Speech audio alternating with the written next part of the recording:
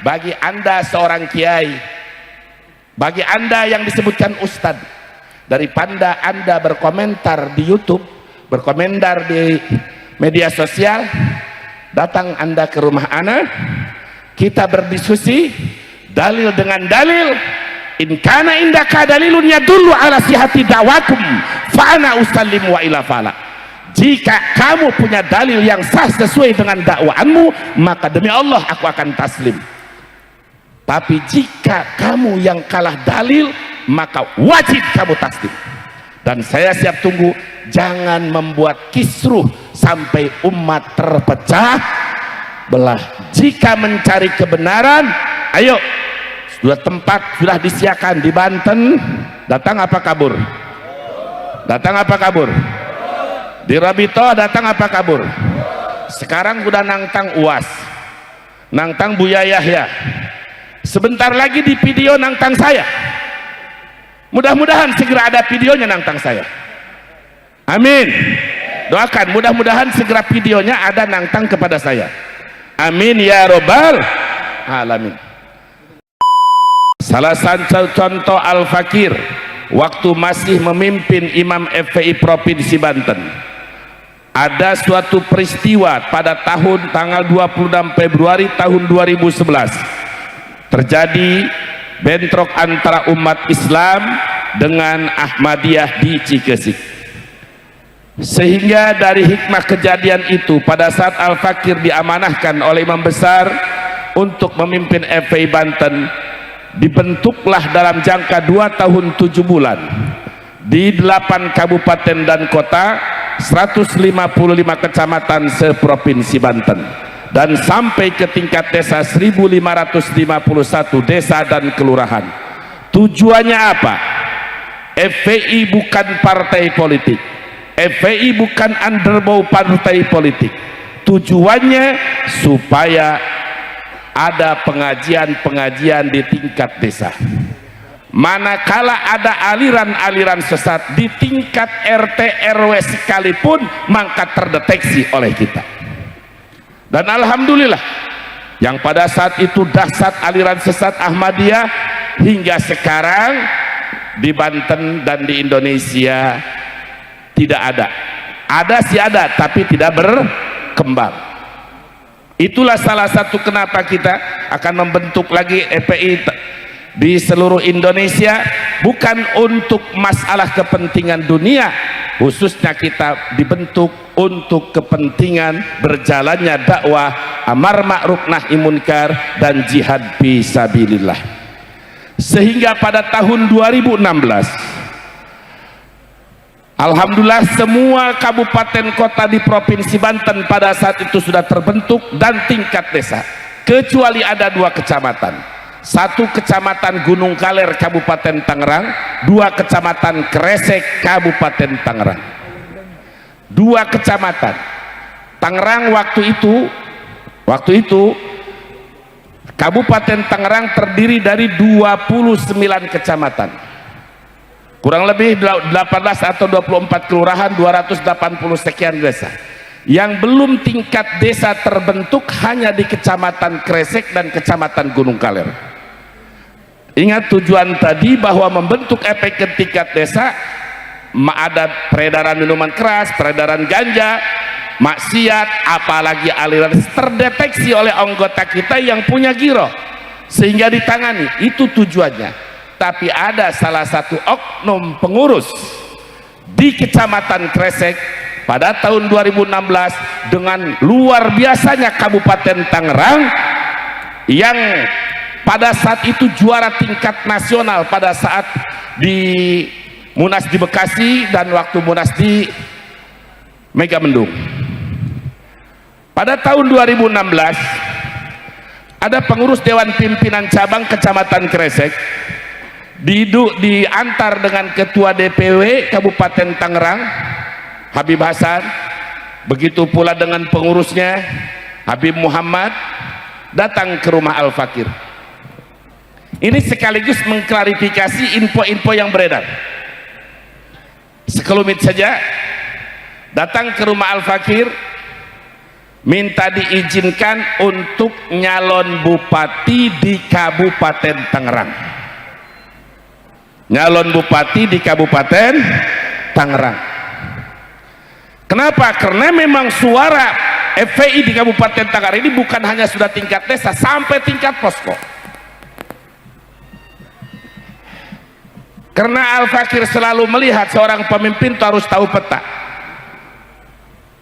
Kecamatannya ada 29. Yang baru di tingkat kecamatan ada 2, Gunung Kaler dan Kecamatan Kresek. Di Kecamatan Kresek ada 9 desa. Ada 9 desa. Ini orang yang mau nyalon bupati selama 1 tahun lebih menjadi ketua DPC tidak bisa membuat satupun DPRA. Tapi ingin nyalon bupati. Lanjut, jangan.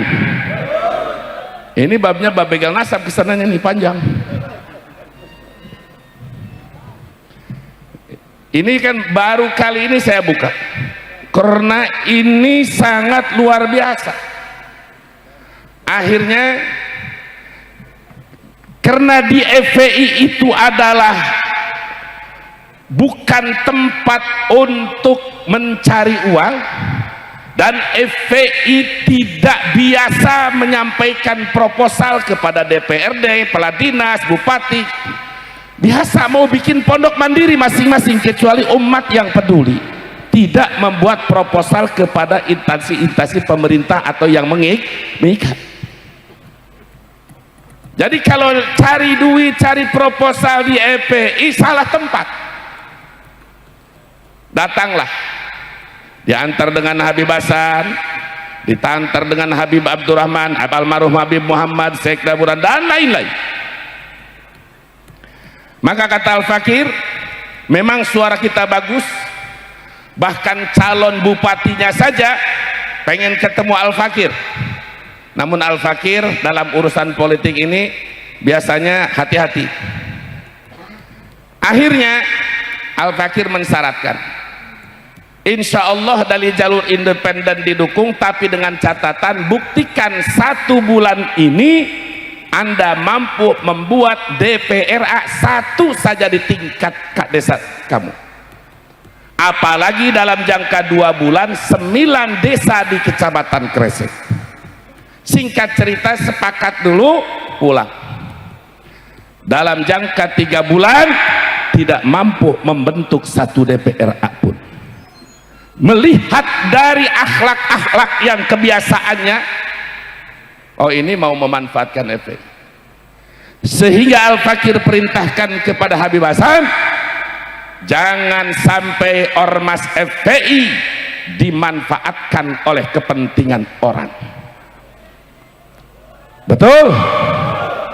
Mengambil keputusan, diambillah keputusan, maka tidak direstui untuk nyalon bupati Kabupaten Tangerang, karena tidak mencukupi syarat.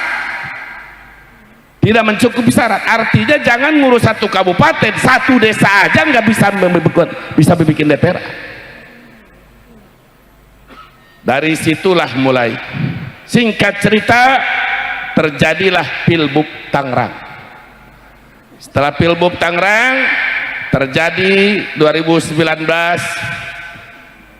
sebelum 2019 imam besar kita masih di Mekah. Ini orang suka gibah terhadap imam besar. Akhirnya diberikan surat teguran melalui Sekda Burhan almarhum, melalui Ustadz Ra'ub Cikupa, karena pada saat itu apakah sebagai daerah, Kiai Pahrus sebagai ketua DPRD, ketua DPD Tanfidi ditegur melalui DPW sampai 3 kali teguran. Karena masih sopan, maka ini sudah tidak bisa dibiarkan. Kalau sudah menghina imam besar, walaupun beliau tidak tahu, kita tidak terima, karena beliau kita tahu berjuang di jalan Allah Subhanahu wa Ta'ala dengan jiwa, raga, harta sampai detik ini. Luar biasa bagi Al-Fakir, belum melihat seseorang yang lillahi ta'ala dalam perjuangan, dengan resiko di penjara, resiko segala macam. fitnah di luar mereka yang tidak tahu, tapi al-fakir tahu, semakin tambah mahabbah dan tambah iqtida. Akhirnya dibawakan surat. Jadi begitu adat al-fakir, orang mau dipecat itu masih sopan, kita disodorin surat pengunduran diri. Itu memang di FPI seperti itu. Jadi kalau ada saya tidak mengundurkan, saya tidak dipecat tapi saya mengundurkan diri, itu proses kita menyodorkan surat. Lebih baik Anda mengundurkan diri. Akhirnya mengundurkan diri. Semakin kesini semakin gila.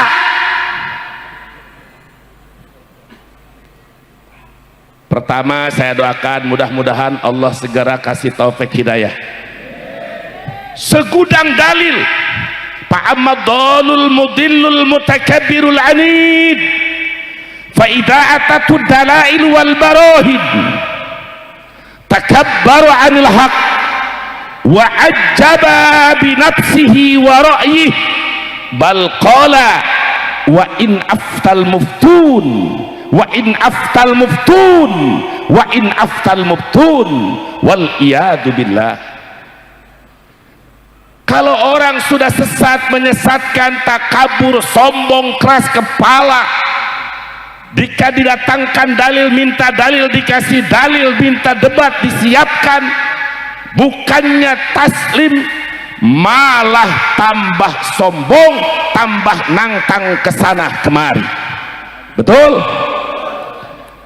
Wa ajaba bi nafsi wa ra'i, dan bangga dengan dirinya, bangga dengan pendapatnya. Ulama yang hidup dari mulai Al-Imam Ubaidillah sampai kepada ulama masa kini semuanya ditentang. Kenapa? Siapapun ulama yang berfatwa bima la tahwa nafsuhu, dengan fatwa yang tidak sesuai dengan keinginannya, karena sudah menyatakan wa in aftal muftun, sekalipun para mufti berfatwa tetap akan ditolak. Jadi orang yang semacam ini sudah tidak perlu dikasih dalil, tapi pertama cukup didoakan, mudah-mudahan Allah memberikan hidayah ke jalan yang benar. Dan Allah Maha tahu orang yang dicap tidak akan mendapatkan hidayah jika memang dalam iradatmu, dalam takdirmu dia akan terus menyesatkan umat, tidak akan mendapatkan hidayah. Jadikanlah ia ibrah untuk umat yang sekarang ini dan umat yang akan datang. Amin. Allahumma atil umrahu wa atil faqrahu wa aridhu lil fitan ya hayyu ya qayyum waj'alhu ibratan lana wa liman ba'dana ya dzal jalali wal ikram ya jabbaru ya qahar ya jabbaru ya qahar ya syadidal batsi ya jabbar ya qahar ya hadi ya khabiru ya mubin ya allamal ghuyub. Amin ya rabbal alamin. Jadi hanya hidayah dan ibrah. Dalil udah dibawain sama Habib Adib, ribuan dalil. Al-Fakir sudah nyusun kitab Ihyaul Mauta. Jadi bohong besar jika dikatakan gelap 550 tahun. Ini bakal jadi viral lagi, ini bakal difitnah lagi. Bagi anda seorang kiai, bagi anda yang disebutkan ustadz, daripada anda berkomentar di YouTube, berkomentar di media sosial, datang anda ke rumah ana, kita berdiskusi dalil dengan dalil. In kana indaka dalilun yadullu ala sihhati da'wakum fa ana usallimu wa ila fala. Jika kamu punya dalil yang sah sesuai dengan dakwaanmu, maka demi Allah aku akan taslim. Tapi jika kamu yang kalah dalil, maka wajib kamu taslim. Dan saya siap tunggu. Jangan membuat kisruh sampai umat terpecah belah. Jika mencari kebenaran, ayo, sudah tempat sudah disiapkan di Banten. Datang apa kabur? Datang apa kabur? Di Rabito datang apa kabur? Sekarang udah nangtang UAS, nangtang Buya Yahya. Sebentar lagi di video nangtang saya. Mudah-mudahan segera ada videonya nangtang saya. Amin. Doakan mudah-mudahan segera videonya ada nangtang kepada saya. Amin ya robbal alamin.